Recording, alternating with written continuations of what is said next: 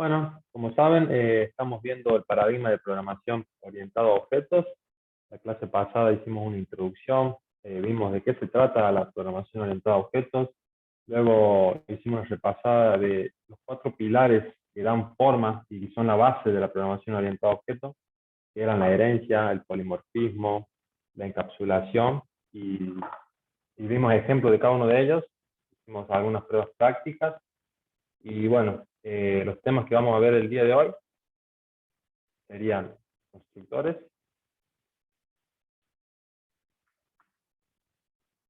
vamos a seguir después de constructores, objetos y funciones, y por último vamos a ver el tipo de datos por valores y por referencia. Bueno, empezando por constructores, ya estamos comenzando con la unidad número 2. Empecemos prácticamente, ¿qué sería un constructor en la programación orientada a objetos? Bueno, con esta definición simple y con la imagen, se va a entender de una forma bastante clara que el constructor es un método especial para crear e inicializar un objeto creado a partir de una clase. Permite otorgar valores por defecto y definir un estado inicial para la instancia creada.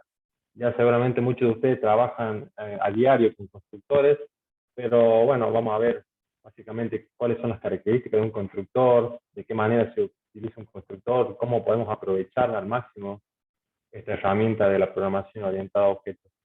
Como vemos en el diagrama, en este ejemplo claro, tenemos una clase cliente. En la clase cliente definimos atributos como el nombre, la categoría, la fecha de alta, y estaríamos creando un constructor. En el constructor, como dice la definición, se inicializa un objeto, o sea, nos ayuda a otorgar valores por defecto, valores por default. Cuando nosotros de una clase partimos con el operador new, estamos haciendo la creación del objeto en base a esa clase. Y cuando se usa el operador new, intrínsecamente se está llamando al constructor que está poseyendo esa clase.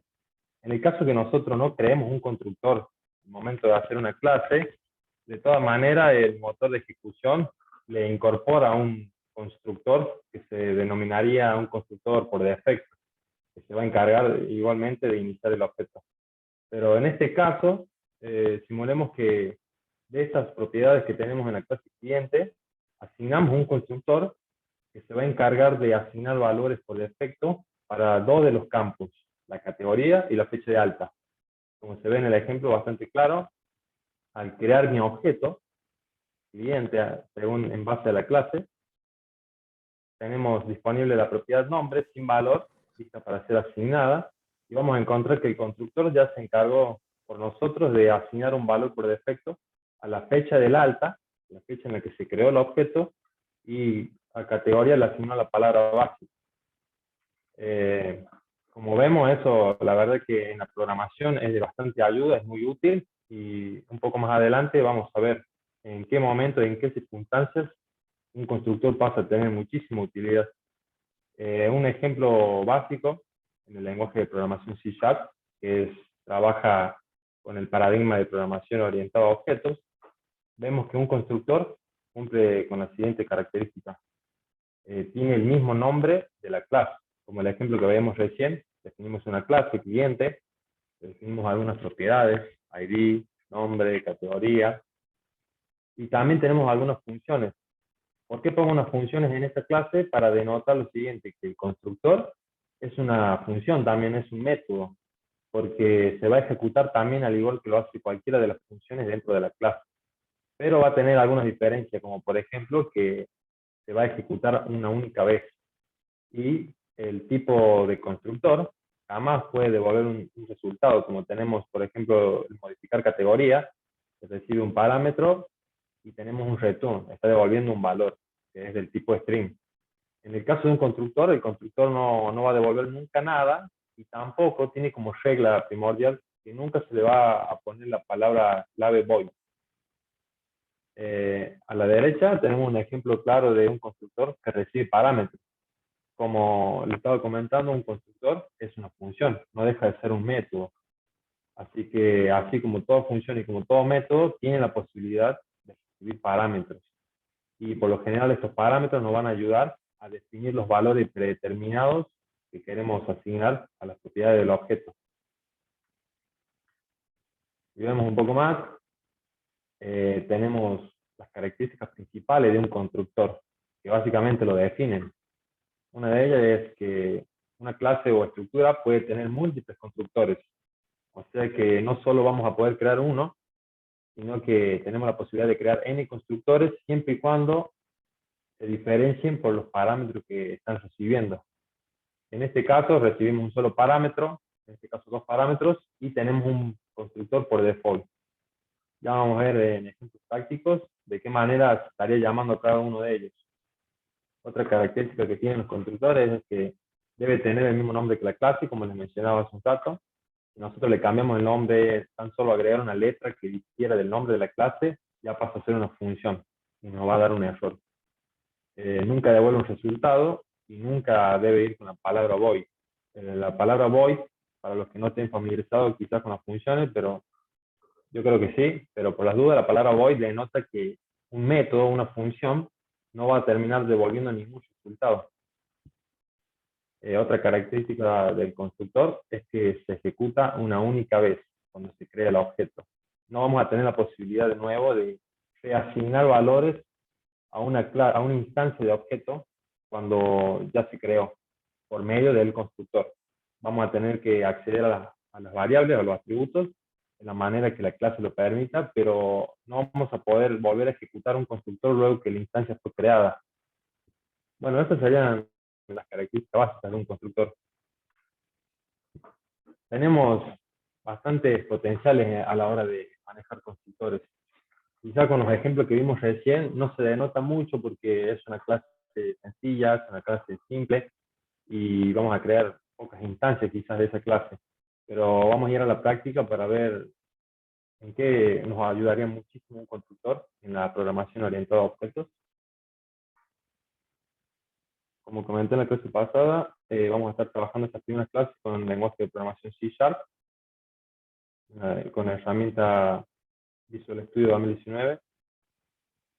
Vamos a crear un proyecto de consola que va a ser más que suficiente para hacer estas pruebas.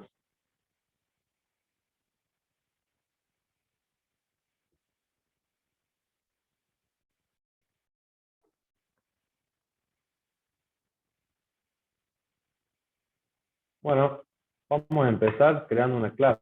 Ya vimos la clase pasada, que eran las clases. La voy a llamar cliente.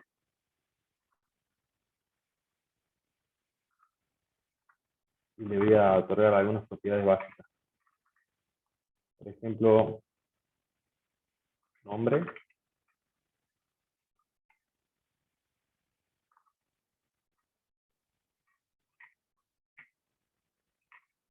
Fecha de alta.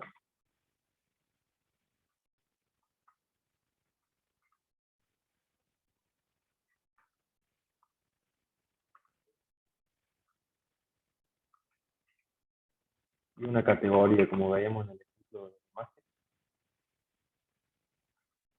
Bueno, hasta ahí. No es nada nuevo. Ya lo que vimos en la clase pasada, encapsulación.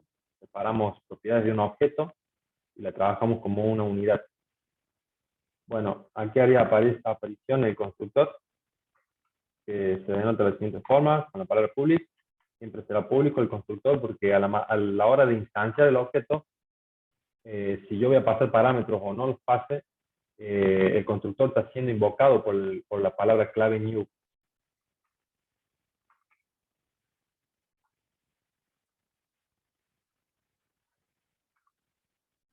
Bueno, este sería un constructor por defecto, se denomina cuando alguien crea una clase y no caracteriza un constructor con parámetros, es lo mismo que no lo tuviera.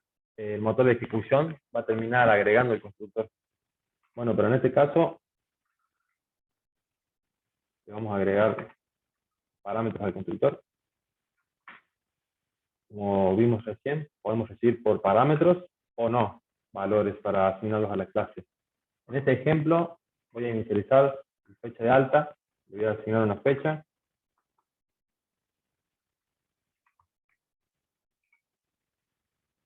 fecha actual, la hora actual, y la categoría la voy a meter como básico, simulando una regla de negocio en la que el cliente podría ser premium o básico. Como yo estoy creando la instancia por primera vez, quizás no va a cambiar de básico a premium en el momento, así que me sirve que quede como básico, como valor predeterminado. Bueno, ahora veamos, creando una instancia de esta clase.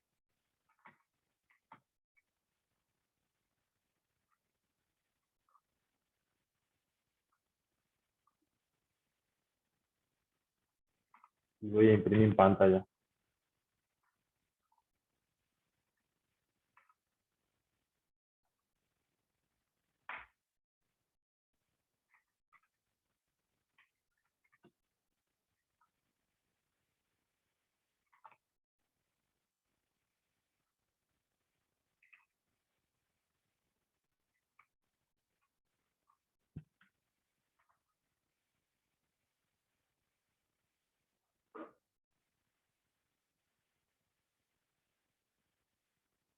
Como vemos, yo solo en una línea de código hago la creación de la instancia. Ya estoy trabajando con un objeto que partió de mi clase base y el constructor se encargó de asignarme el valor predeterminado. Bueno, básicamente parece que no es mucho, pero en un ejemplo que vamos a ver ahora, vamos a ver el potencial de un constructor de una manera capaz que más aplicada. Simulemos que tengamos una concesionaria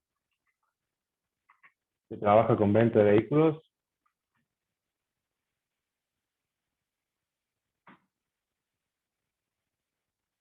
y voy a asignar algunas propiedades como cantidad de puertas,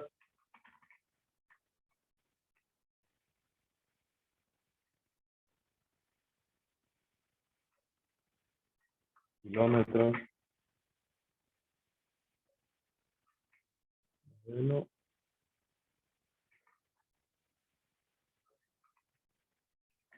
La concesionaria denotaría el nombre de la concesionaria o la ubicación. Luego creo otra clase más, la voy a llamar pickup.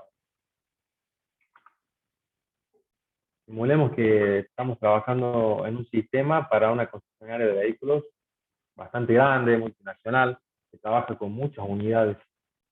Yo tendría un objeto como esta clase pickup, pero por cada tipo de vehículos, 4x4, vehículos familiar, pero tengo una clase base, vehículos. Bueno, en esta clase pickup le defino una propiedad, marca. Como yo quiero que mi clase pickup, como no deja de ser un vehículo, posea todas estas propiedades, como vimos en el principio de herencia, la clase pasada, vamos a heredar la clase vehículo. Bueno, ahora pickup tiene como padre a la clase vehículo. Entonces incorpora todos estos parámetros, más todos estos atributos, más marca. Ahora voy a hacer una función para inicializar stock, simulando que se guarde en base de datos una cantidad de stock de vehículos ingresados. Voy a suponer que ingresan en mi concesionaria, por decir, 25 unidades de pickup. Digamos que es una concesionaria grande. El fin de este ejemplo es comprender un poco el potencial del constructor cuando estamos trabajando con múltiples instancias y no simplemente vamos a crear una sola clase, un solo objeto, perdón. Voy a definir una variable, cantidad de stock, 25. Va a simular la cantidad de unidades nuevas, la flota de vehículos nuevos que yo estoy incorporando en mi concesionaria. Y ahora voy a trabajar una función para obtener esa lista. Va a terminar devolviendo una lista de vehículos.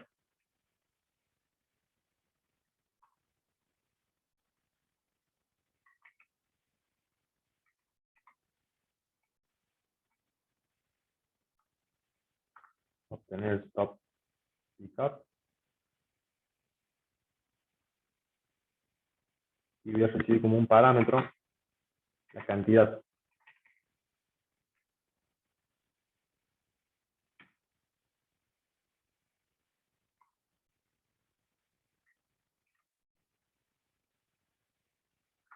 Bueno, ¿qué haría en esta función?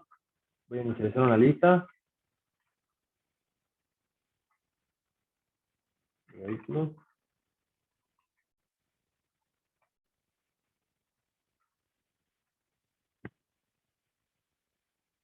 Y a continuación voy a hacer un recorrido por cada uno de los números que yo reciba en la cantidad del stock. Hacemos con un for.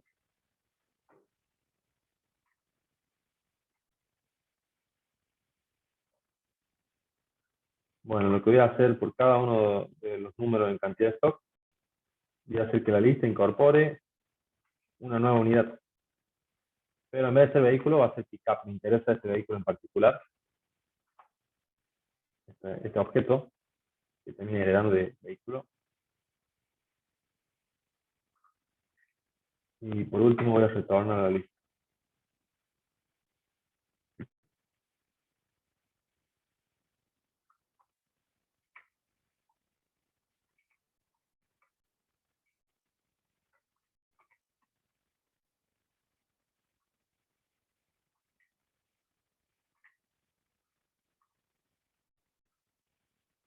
Le paso la cantidad de stock.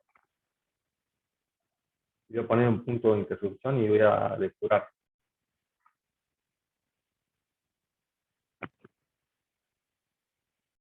Bueno, como vemos, tengo una lista de 25 unidades, simulando que yo acabo de recibir 25 unidades, una flota completa de pickup para la concesionaria que es grande.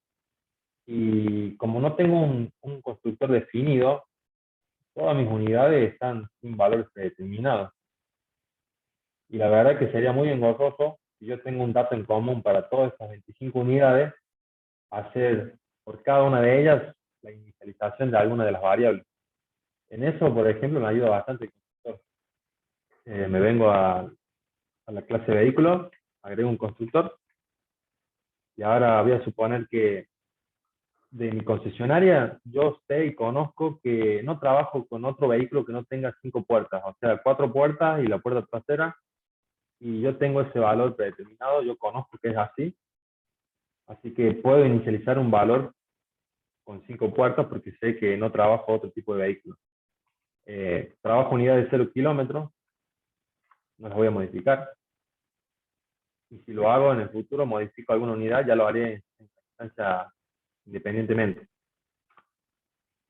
Y la concesionaria es otro valor que yo podría poner fijo, o no fijo, sino por valor predeterminado. Supongamos que sea unidad Carafa.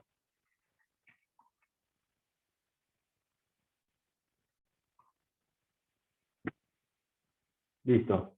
Ahora, en esta función, yo estoy inicializando pickups, no el objeto vehículo propiamente dicho. Pickup termina heredando de vehículo, pero yo inicializo pickups porque es el stock que acabo de recibir. Y si ahora veo, sigo teniendo 25 unidades que se crearon de manera automática, de una forma rápida, y ya el constructor me ayudó bastante a la hora de asignar valores predeterminados. Todos mis vehículos son 0 kilómetros, yo sé que estoy en esta concesionaria, por más que yo tenga otras concesionarias, mi sistema está trabajando en esta concesionaria actualmente, así que yo puedo determinar estos valores como predeterminados. A ver, agreguemos un poco más de complejidad para ver un poco más del uso del constructor. Imaginemos que queremos asignar la marca. Yo sé que estas 25 unidades de pickup que acaban de ingresar en mi concesionaria son todas de la marca Fiat, un ejemplo. Yo conozco que es así, puedo trabajar el constructor para pickup únicamente. Como no poseo marca en la clase padre vehículo, voy a trabajar eso en un constructor de la clase pickup. Pero en esta clase, en este constructor voy a recibir un parámetro, porque la marca podría no ser Fiat, puede ser cualquier otra, entonces ya pasa a ser dinámico. No estoy haciendo una asignación predeterminada fija como en este ejemplo, sino que ya convierto a mi objeto con un constructor dinámico. La marca de mi clase pickup va a ser igual a lo que me mandó el usuario final. Entonces acá ya me denota un error, porque me está diciendo que este objeto, para inicializarse, está esperando un atributo, marca. Supongamos que no supiera la marca, lo único que yo tendré que hacer es crear un constructor por defecto. Como podemos crear múltiples constructores en una clase, no me va a dar ningún error, eso es posible, y ya se soluciona el problema. Si yo tengo la marca, la pongo. Si no la tengo, no hay ningún problema, se va a inicializar igual mi objeto. Pero en este ejemplo particular, voy a simular que yo conozco que la marca son Fiat para las 25 unidades. Ahora, las 25 unidades, todas poseen de manera predeterminada el valor Fiat. La verdad es que el constructor es una herramienta muy útil en la programación orientada a objetos porque hay sistemas en los que nos vamos a encontrar que inicializamos no solo 25 unidades, de a 1000 e incluso más, y setear valores predeterminados ayuda un montón. Ahora lo hagamos un poco más complejo. ¿Qué pasaría si también quiero determinar el modelo? Mi clase vehículo, que es la clase padre de pickup, tiene una propiedad para eso, la propiedad modelo. Desde pickup yo quisiera agregarle el modelo. ¿Cómo podría hacer? Primeramente, tengo que crear el constructor en mi clase vehículo, porque es la que posee la propiedad. Y le voy a poner que reciba como parámetro el modelo.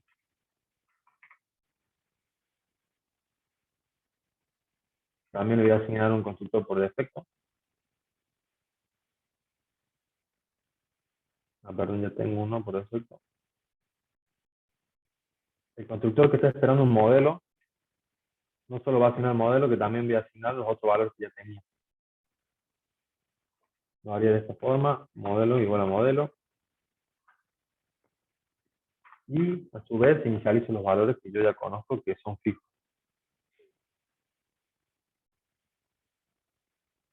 Bueno, perfecto.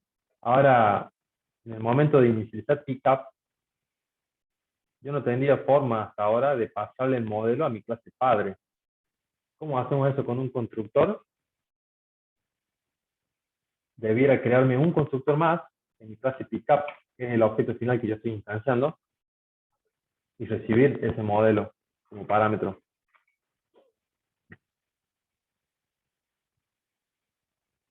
Entonces, yo ya tengo mi constructor que recibe modelo en pickup, pero de momento no se lo paso a mi clase padre para que se guarde mi variable modelo. ¿Cómo lo haría? Con la palabra clave base. Lo que estoy haciendo acá con esta palabra clave, estoy a punto de consumir un constructor de la clase de la cual está heredando esta isla. La palabra base siempre va a ser lo mismo, sea en función o sea en constructor. Al poner base estoy invocando al constructor padre. Ahora, ¿cuál constructor? Si yo tengo bastantes constructores y puedo tener n cantidad de constructores. Eso siempre se va a determinar por el parámetro que yo le paso. En el momento de ejecución, el motor de ejecución se va a dar cuenta de qué constructor estoy haciendo referencia por la lectura del parámetro. En este caso le paso el modelo. Ahora, como ya mi objeto, mi clase pickup tiene un constructor que espera un modelo, yo puedo obviar la marca. De momento, en un ejemplo le voy a sacar. Y voy a simular que tengo mi modelo para estas 25 unidades. Yo sé que todos ellos son modelos 2019. Ahora, de esta forma, mediante el constructor, estoy recibiendo en mi clase pickup el modelo y a su vez consumo el constructor de la clase padre y se lo envío. La clase padre detecta que se está recibiendo por constructor un campo entero, entonces reconoce el único constructor que recibe un entero y lo incorpora en la propiedad.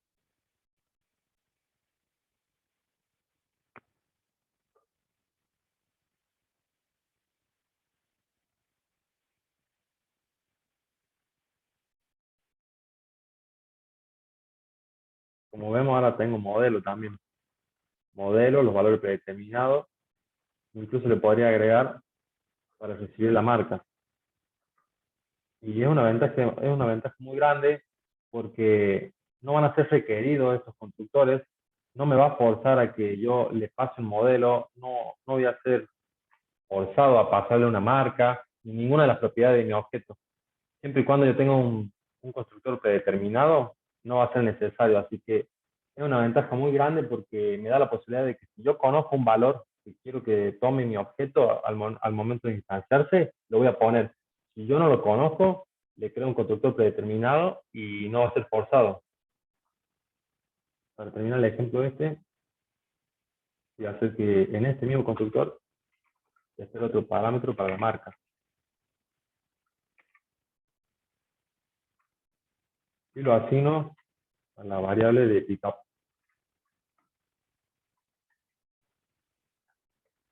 ¿Por qué la palabra clave dice? Porque si yo saco esta palabra clave, al llamarse de la misma manera el parámetro que recibe el constructor con la variable que yo estoy asignando, el Intelligence de Visual Studio me dice que quizás yo cometí un error o quizás haya querido nombrar a otra variable.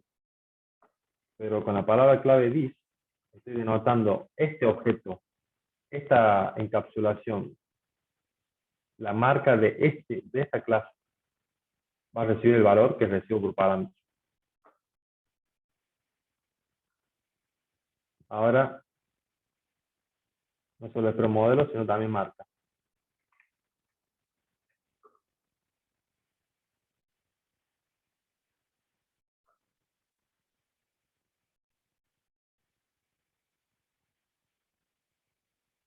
Bueno, como vemos, tengo 25 unidades que se crean en el momento, en el acto, y básicamente solo por conocer valores como el Fiat y el modelo, yo puedo crear 25 unidades o N cantidad de unidades, pero ya tengo la mayor parte de mis atributos asignados.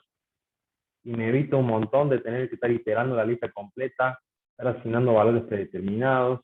Y en el caso que yo no conociera estos valores, va a funcionar de igual manera. La verdad que es una ventaja bastante grande la que viene un constructor, hablando de programación orientada a objetos. Bueno, con este ejemplo básico estaremos viendo lo que es constructores. La verdad que no tenemos mucho más para ver con constructores porque esa es su función, esa es la ventaja que tenemos. Y, por ejemplo, algo más que podemos ver es una forma de crear un constructor, también es esta, en C#.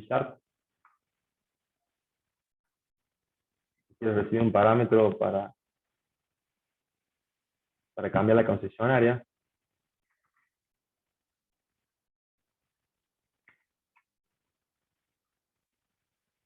también puedo hacer esto. Concesionaria está haciendo referencia a mi elemento interno de la clase vehículo y ahora le asigno el concesionario que acabo de recibir por el parámetro del constructor. Esto también para el lenguaje de programación C# es válido. Es la misma manera de escribir un constructor, pero es un poco más clara, de fácil lectura, capaz que más ordenada. Bueno, volvemos a la diapositiva.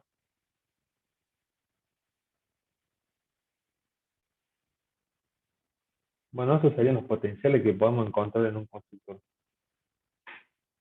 Ahora pasemos a funciones y objetos.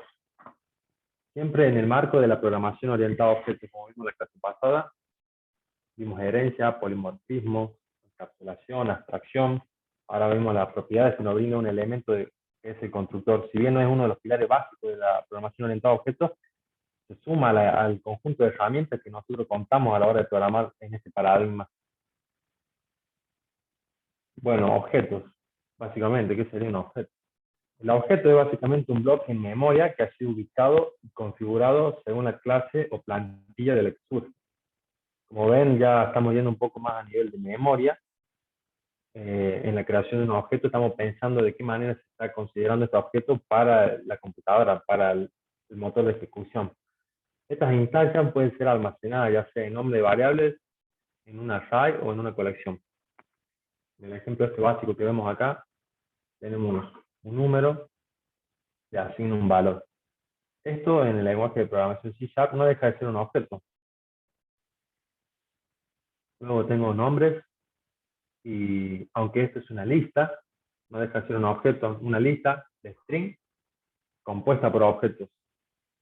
Luego tengo un array, que también es un array de string, y también está compuesto por objetos.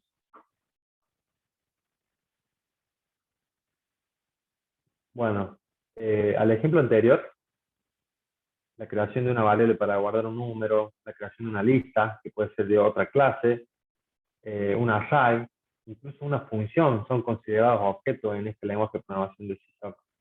Ahora todo yo lo embebo en una clase y estoy trabajando con otro objeto, que a su vez posee dentro objetos, que a su vez dentro objetos. Básicamente C# es esto, es un lenguaje de programación. Si bien es multiparadigma, uno de los fuertes de C# es la orientación a objetos. Está todo orientado a objetos, pensado en objetos. Incluso una función termina siendo un objeto en el momento de ejecución. Acá tengo un ejemplo básico de cómo creamos la instancia del objeto. Y lo que quiero mostrarles acá es que creando la instancia de este objeto de esta clase, tengo acceso a las propiedades que yo creé acá arriba. Apellido, nombres, número, imprimir número. Pero también encuentro otras funciones que no puse en mi objeto. Equals, el get hash code, y claramente se ve que no son atributos ni funciones que yo haya incorporado en mi clase objeto. Pero ¿por qué estarían ahí? Porque en el lenguaje de programación C#, una plataforma de .NET, toda clase, directa o indirectamente, termina heredando a la clase objeto, object. Toda clase en C# directamente o indirectamente se deriva de la clase object. Si una clase no se hereda por otra, esta es hija directa de la clase object. Por lo tanto, el propósito principal de la clase object es proveer a bajo nivel los servicios de la clase que heredan.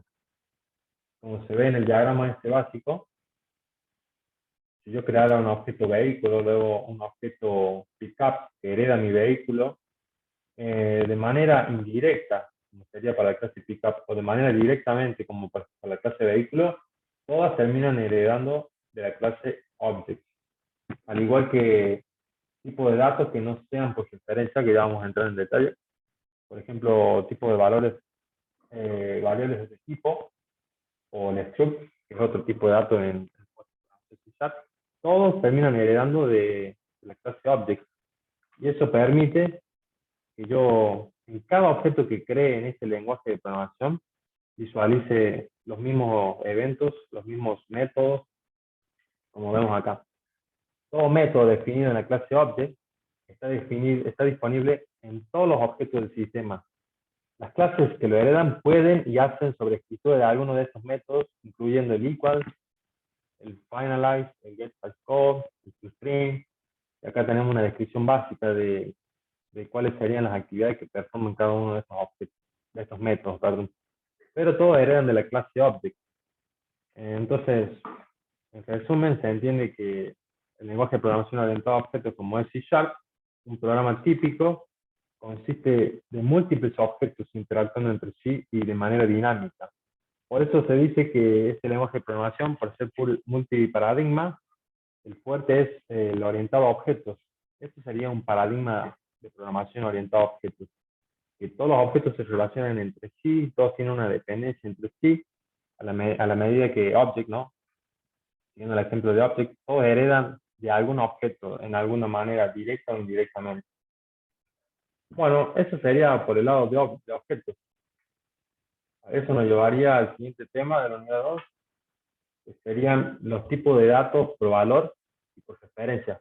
Porque venimos viendo la creación de clases, la creación de variables, vemos que todo es tratado como un objeto en el lenguaje de programación de C# y no salimos de este paradigma. Pero todo eso nos lleva a un nivel más bajo, que es cómo se trabajan estos objetos en memoria, cómo los interpreta la máquina. Y ahí surge esta categoría grande, que son dos, los tipos de datos por valor y los tipos de datos por referencia. Y vamos a ver un concepto nuevo, que sería el stack, la pila. Bueno, ¿qué sería la pila? Es la memoria reservada como un borrador para un hilo de ejecución.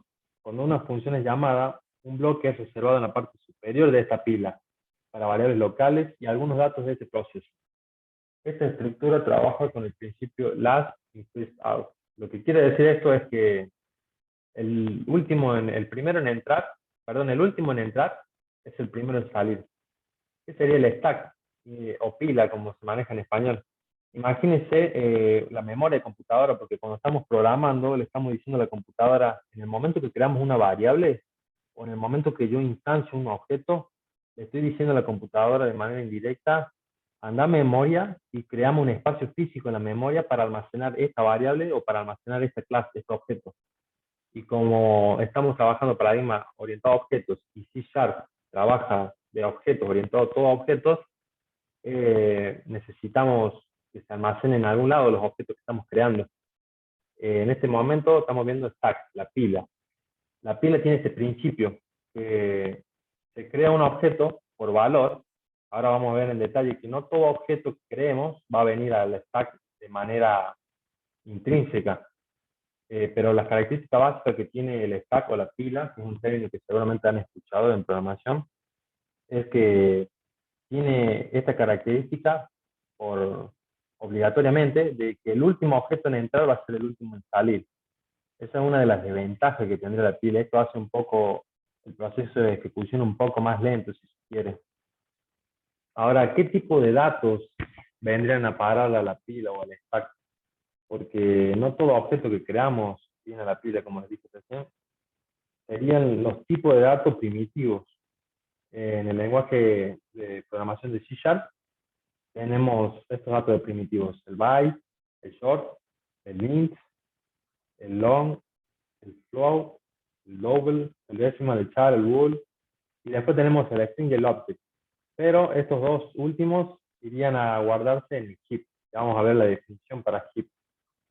Pero básicamente entendemos que todos los tipos de datos primitivos en nuestro lenguaje de programación C#, en nuestro código, van a ir a almacenarse en el stack, en la pila. Y estos son conceptos muy importantes que tenemos que aprender, porque en el futuro se terminan generando confusión en algunos momentos, hasta incluso podemos crear programas que se comporten de manera inesperada por no haber entendido y comprendido el concepto de pila y de montón, o de stack y de heap. Ahora vamos a ver el heap. ¿Qué sería el heap? El montón. Es un espacio de memoria reservada para un almacenamiento y una asignación dinámica. A diferencia de la pila, no hay un patrón obligatorio para la asignación y la recuperación de bloques almacenados en este montón. Se puede asignar un bloque en cualquier momento y librarlo en cualquier momento, pero es más complejo mantener el seguimiento de qué parte del montón está asignado o liberado en algún momento determinado. Bueno, como vemos acá, no deja de ser un espacio en memoria, como estábamos viendo recién, el heap no deja de ser un espacio en memoria, pero a diferencia del heap, se almacenan los valores primitivos o variables. En el heap o en el montón vamos a estar almacenando el objeto propiamente dicho. Es un espacio en memoria para guardar la instancia de un objeto. Vamos a ver que en el heap nunca se va a almacenar un valor que nosotros pongamos, por ejemplo, en una variable de int, en una variable de un número. Yo quiero crear la edad de alguien y creo una variable que se llame edad y le asigno un valor. Jamás va a venir a guardarse en el montón, porque está reservado explícitamente para los tipos de datos por referencia. Un tipo de dato por referencia son clases, objetos. Vamos a ver un ejemplo más claro. Todo tipo de objeto es almacenado en el heap, mientras que la referencia al mismo es almacenada en el stack. Ahí por lo que vemos, cuando nosotros creemos una instancia de un objeto, como dice esta descripción, se va a venir a almacenar en el espacio memoria del heap, pero la variable que hace referencia a ese objeto se va a guardar en el stack. Este es el stack, no lo olviden. El stack tiene ese principio de last in first out, que el último en entrar va a ser el primero en salir.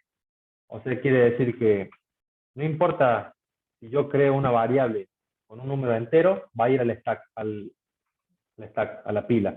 Si yo creo una variable que en vez de guardar un valor entero, que es un tipo de dato primitivo, me guarda una lista de objetos o un objeto acabo de instanciar un cliente, la variable en sí se me va a guardar en el stack, pero no va a ser el dato propiamente dicho. Lo que va a guardar va a ser la referencia al objeto real que va a estar almacenado en el heap. Acá, como vemos, creo una variable cliente y cuando ya uso el operador new estoy instanciando, estoy creando un objeto nuevo en base a una clase. Este objeto, con todas sus propiedades, con todas sus funciones, va a pasar a vivir en el espacio de memoria del heap. Ahora, lista es una lista de una clase, de un objeto auto. También la lista propiamente dicha va a venir a guardarse en el montón, mientras que la referencia cliente y la referencia lista se va a guardar en el stack que veíamos recién. En este caso, string nombre. Sería lo mismo por una excepción que tiene .NET, porque al no conocerse la longitud del string, también va a pasar a guardarse en el heap, mientras que la variable va a ir al stack. Y el object es un tipo de dato en C# del cual todos van a derivar directa e indirectamente.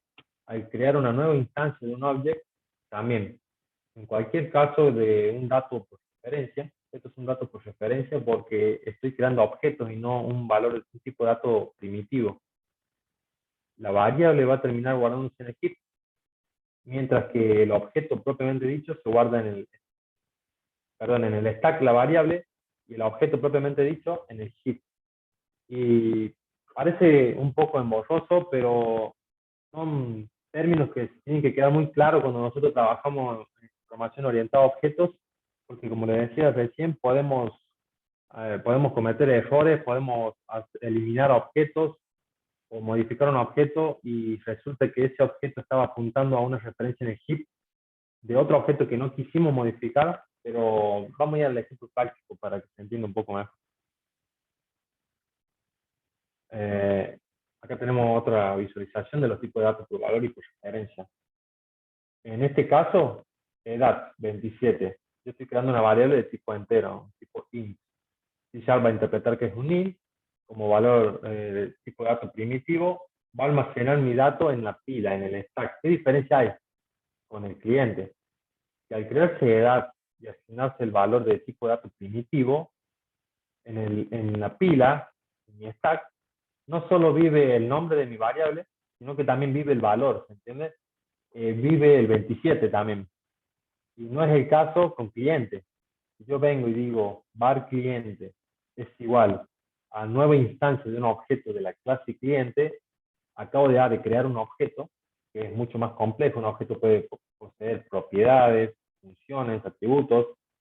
Acabo de crear la instancia de un objeto. Inmediatamente el motor de ejecución interpreta que mi objeto va a ir a guardarse en el espacio de memoria del montón, en el heap. Mientras que la variable se guarda, el nombre de ese objeto que hace referencia a mi objeto se guarda en la pila.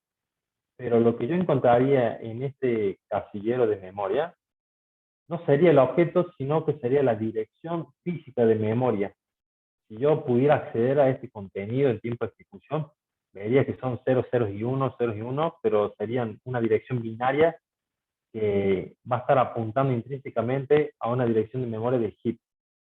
Entonces, cuando yo digo cliente.nombre para acceder a una propiedad que tiene mi cliente en el lenguaje de programación C#, estoy diciendo, anda a buscar el objeto al que estás apuntando y de ese objeto accede a nombre. Lo mismo pasa con autos. Al ser un tipo de dato por referencia, se crea un objeto. El objeto pasa a vivir en el heap. Lo mismo con nombre. Y bueno, el soledad, por ejemplo, soleado, sería un booleano, un tipo de dato primitivo. En este caso también, al igual que int, no solo voy a tener la palabra soleado en pila, sino que también va a vivir el valor que es booleano, o true o false. Y así va a pasar con todos los tipos de datos primitivos. No solo va a vivir en el heap, en la pila, el nombre de la variable, sino que también el valor propiamente dicho. Bueno, vamos a hacer un ejemplo de por qué es importante conocer este concepto del heap y del stack.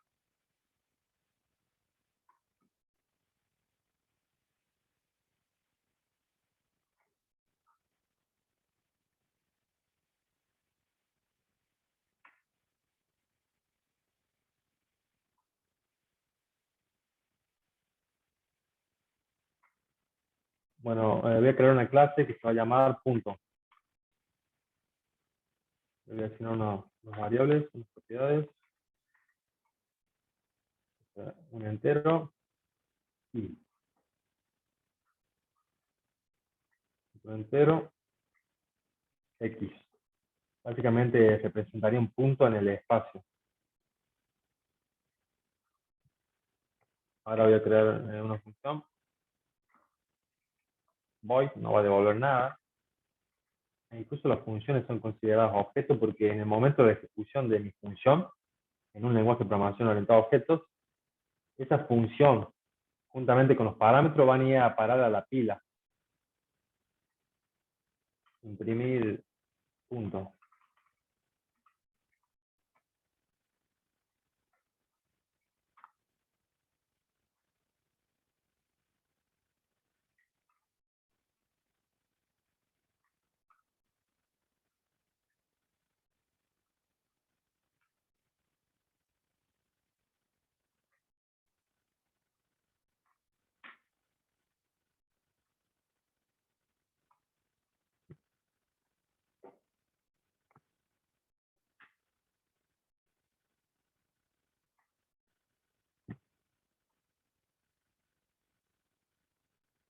Bueno, voy a utilizar un constructor, de que venimos trabajando con constructores, para que mis variables tomen un valor predeterminado. En este caso un 2, y x también va a ser un 2.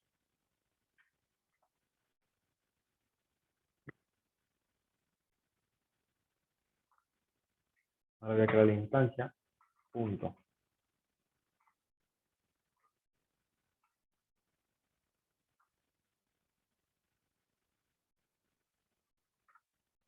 Y ahora yo a punto, le digo imprimir punto, debería imprimir el 2, que se metió en mi constructor.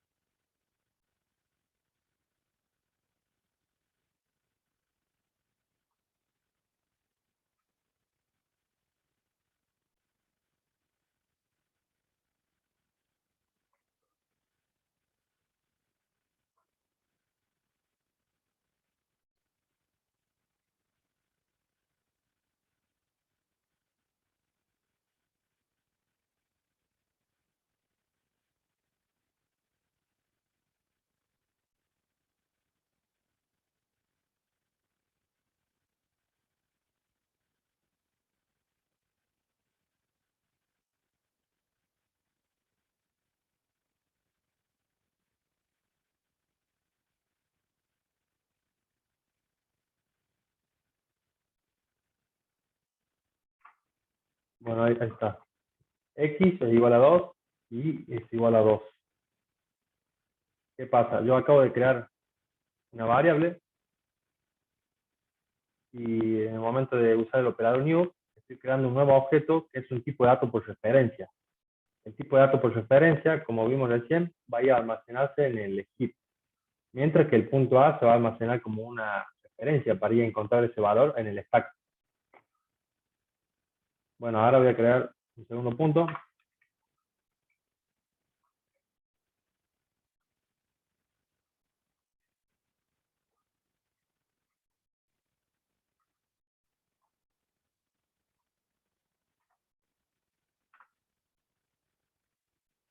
Vamos a seguir practicando el constructor. En este caso le voy a indicar mediante el constructor qué valor quiero.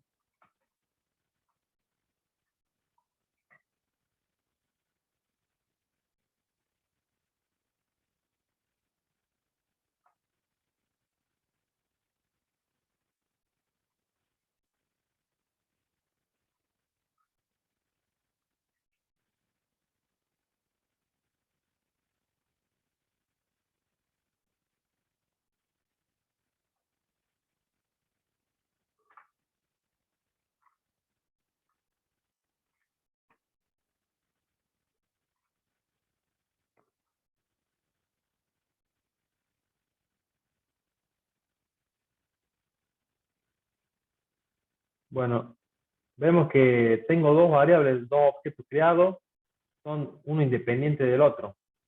Punto A está haciendo referencia a un lugar de memoria donde vive mi objeto para para esta primera instancia. Y punto B está haciendo referencia a un lugar de memoria completamente diferente, o sea que en el heap está apuntando a otro objeto. Tengo dos objetos viviendo en mi memoria, técnicamente. Pero ¿qué pasaría si y ellos son independientes uno del otro? Independientemente, si yo cambio uno, no modificaría el otro, porque están aplicando el concepto de encapsulación, están encapsulados, y yo no tendría por qué, modificando un valor de punto B, estar cambiando algo en el A, porque tiene limitadas sus variables por medio de la encapsulación. Pero, ¿qué pasa si yo hago var punto B es igual a punto A? En este ejemplo, va lo mismo para la primera creación de la instancia. Va un objeto a vivir en el heap, mientras que la variable se almacena en el stack, haciendo referencia a ese lugar de memoria del heap. Pero ahora cuando yo creo la variable .b, le estoy diciendo, hacemos una copia idéntica del objeto A para B. Entonces B inmediatamente pasa a ser una copia idéntica de mi objeto que está viviendo en memoria en el heap, en el montón. Una copia idéntica. Si yo ejecuto esto,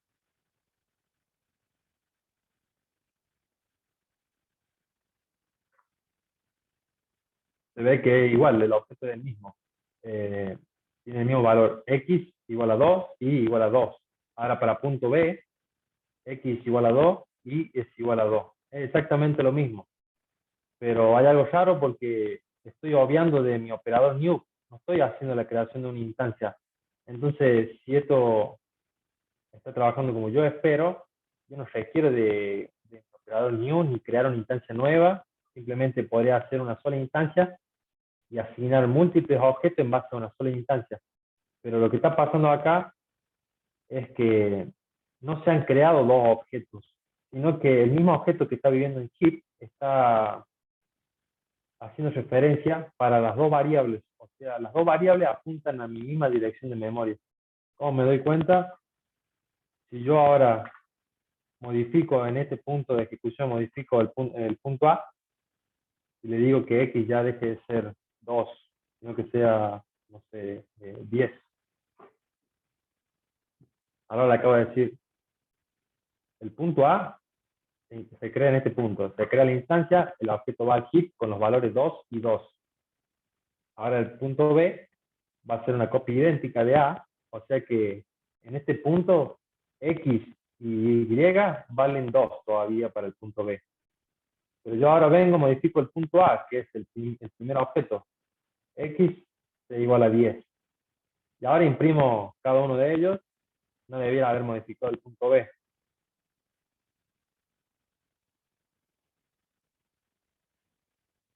Pero como ven, imprimo el punto A con el nuevo valor, y aunque el punto B debiera tener el valor antiguo, porque se hizo una copia idéntica de A, se ha modificado también, aunque yo nunca dije punto B, modificarme el valor de X, sino que solo modifiqué el objeto inicial.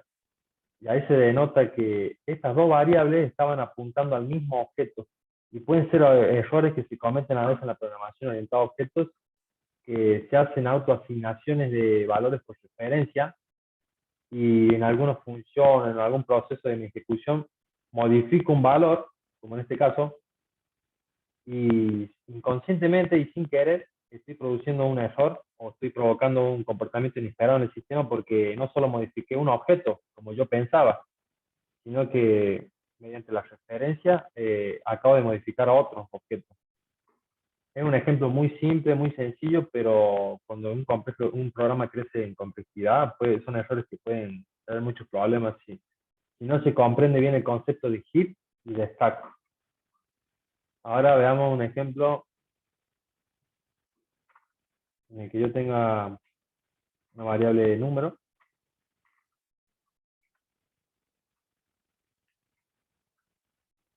y voy a tratar de simular lo mismo que hice acá.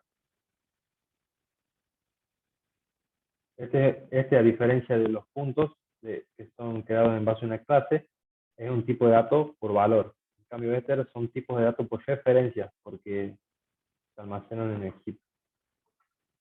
Bueno, edad de Mario 27. Bueno, y edad de Marcos, hago lo mismo. Asigno ya una variable existente, el contenido de una variable existente que se haga una copia idéntica. Y luego imprimo en pantalla.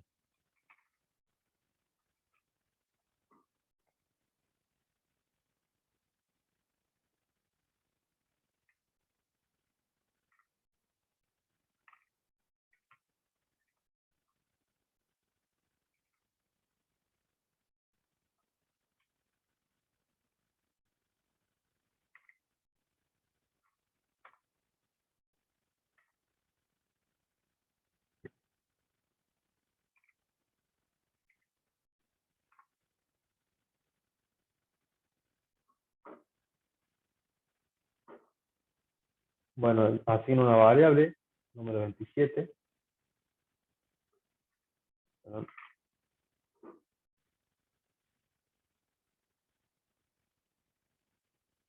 Y Marcos no es otra cosa que una copia idéntica de mi primer valor, del tipo de dato primitivo de entero 27. Entonces, son idénticos. Pero ¿qué pasa ahora si hago lo mismo que hice arriba? En este punto de la ejecución, modifico la edad de Mario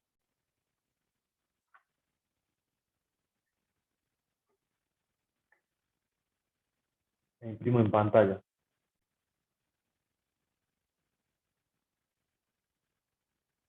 Veo que al imprimir la edad de Mario, se hidrata el nuevo valor, el valor que puse al último, pero la edad de Marcos sigue manteniendo el valor que en un momento tuvo, porque esa es la diferencia principal que existe entre los tipos de datos por referencia y los tipos de datos por valor. Básicamente, como viven ambas variables van a vivir en la pila, perdón, en el stack, se almacenan con sus valores en duro, valores propiamente dichos. No están haciendo referencia a un lugar en memoria, entonces no voy a encontrar el problema de que múltiples variables pueden estar apuntando al mismo objeto en memoria, sino que cada uno es independiente uno del otro.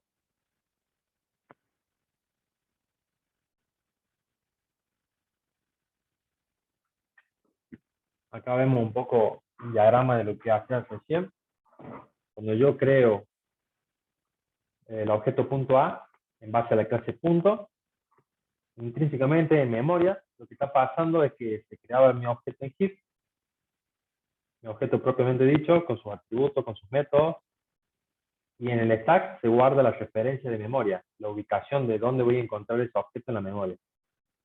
Pero cuando yo creaba la variable de punto B va a ser igual a punto A, estaba haciendo una autoasignación, estaba haciendo una copia idéntica del objeto. Pero un tipo de dato por referencia no va a crearme la copia exacta de mi objeto ocupando otro lugar en la memoria, sino que sencillamente lo único que hace es que a mi variable B le va a asignar la misma dirección de memoria. Entonces, quizás sin saberlo, podemos cometer esos errores que yo comentaba, porque ambos objetos van a estar apuntando a la misma dirección de memoria. Entonces, el modificar uno va a implicar que el otro también sea modificado.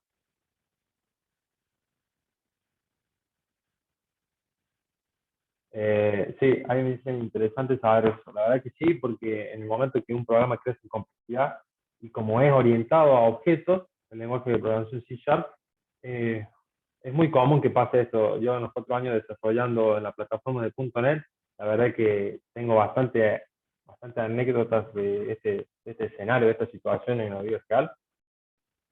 Bueno, volvemos a esto. Cuando yo creo la edad de Marcos, primero la edad de Mario, 50 la modificaba, y la edad de Marcos hacía una copia idéntica de Mario. No importa, porque cada uno de estos valores, hacer tipo de datos por valor, hacer tipo de datos primitivos, no estoy viviendo en el stack, no estoy haciendo vivir en el stack una referencia a memoria de heap, sino que mi valor propiamente dicho está viviendo en el stack. Pensemos como estos objetos, como conceptos, digámosle. Pensemos estos conceptos del stack y el heap básicamente como memoria física de una computadora en lugar de memoria. Bueno, quería mostrarles eso. Y con eso nosotros estaremos terminando lo que era la unidad 2, los primeros puntos de la unidad 2, que son tipo de datos por valor de referencia, objetos, funciones y constructores. No sé si tienen alguna pregunta. La verdad que surgiría mucha práctica de eso, pero más que nada lo importante era el concepto, los conceptos a manejar. Como saben, un constructor no maneja mucha teoría, no hay mucho concepto en base al constructor, al igual que esto no hay mucha teoría, pero el momento de uno conocer bien el potencial que tiene un constructor, el potencial que tiene conocer el heap, el stack, la manera en la que se trabaja intrínsecamente, brinda muchas habilidades a la hora de programar, conociendo siempre, no saliendo nunca del programa, del paradigma orientado a objetos. Bueno, la siguiente clase, lo que estaremos viendo sería abstracción, métodos y propiedades privados, headers y setters. Vamos a ver qué es una clase abstracta, para qué se utiliza una clase abstracta, qué diferencia tiene una clase abstracta con una clase virtual, métodos y propiedades privados, las maneras de hacer privados, método. Vamos a ver la manera de sobreescribir un método. Vamos a ver bien las propiedades de getter y setter, qué ventajas nos dan, qué diferencia hay con hacer una propiedad privada o qué diferencia hay con hacerlo mediante los métodos getter y setter. Bueno, básicamente eso sería la clase de hoy. No sé si tienen alguna pregunta. No, todo joya. No, tampoco. No, ha sido bastante claro. Genial, perfecto. Veo que terminó antes de las 7, así que, bueno, nada. Si no hay preguntas, si se ha entendido bien el concepto de heap y de stack y de cómo opera el lenguaje de programación orientado a objetos que es C#, no tendría más nada para decirles, lo estaría liberando. Buenísimo. Buenísimo. Bueno, genial. Buenísimo, chicos. Chao, chao. Gracias. Muchas Nos gracias, vemos. Mario. Gracias. Buenas tardes. Chao. Está grosso.